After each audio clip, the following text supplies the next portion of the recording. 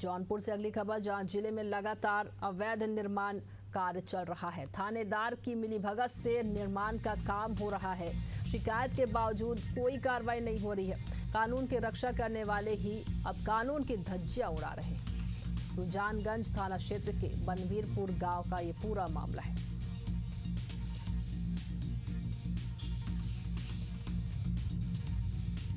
तो जिले में लगातार अवैध निर्माण कार्य चल रहा है। थानेदार की मिलीभगत से ये निर्माण कार्य भी हो रहा है, ये भी कहा जा रहा है। शिकायत के बावजूद कोई सुनवाई नहीं हो रही है, ना ही कोई कार्रवाई की गई है। और सुधार नहीं तो बाकी स्कूल भी इससे बंद होंगे। सुजानपुर थाना क्षेत्र के बनवीरपुर गांव का ये पूरा मामला है। थानेदार की मिलीभगत भी इसमें शामिल है, ये भी कहा जा रहा है इस निर्माण कार्य में। वहीं कई बार शिकायत की गई, लेकिन शिकायत के बाद भी कोई कार्रवाई नहीं की गई है।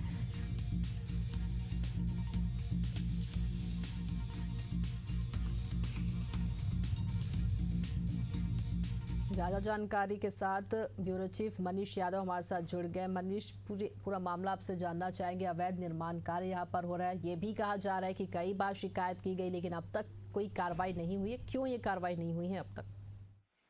आपको बता दूं, देखिए, जौनपुर के सुजानगंज थाना क्षेत्र के बनवीरपुर गांव में आबादी की जमीन पर जबरन कब्जा जमाने का गंभीर मामला सामने आया है। पीड़ित खुर्शीद का आरोप है कि उसने के सहन दरवाजे के सामने उसकी आबादी की जमीन पर पड़ोसी मनोज दुबे जबरन कब्जा कर रहे हैं। पीड़ित ने मामले की लिखित शिकायत राजस्व कर्मियों सहित पुलिस से कर चुका है, लेकिन कार्रवाई के नाम पर अधिकारी सिर्फ खाना पूर्ति कर रहे हैं।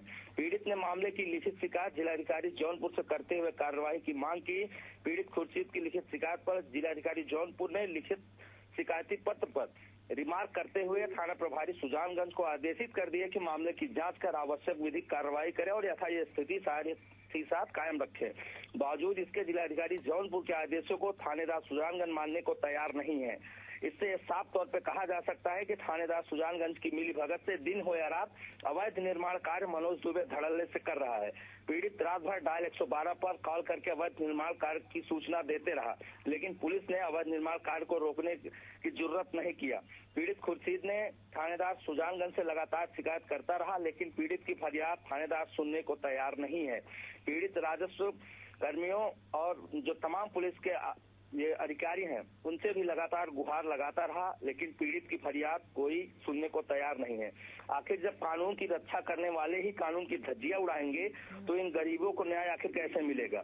पीड़ित खुर्शीद का आरोप ये भी है कि इस जमीन का प्रकरण न्यायालय में भी चल रहा है। अब जरा सोचिए, थानेदार सुजानगंज आखिर किसके आदेश का इंतजार कर रहे हैं और कब ये अवैध निर्माण कार्य को रोकेंगे?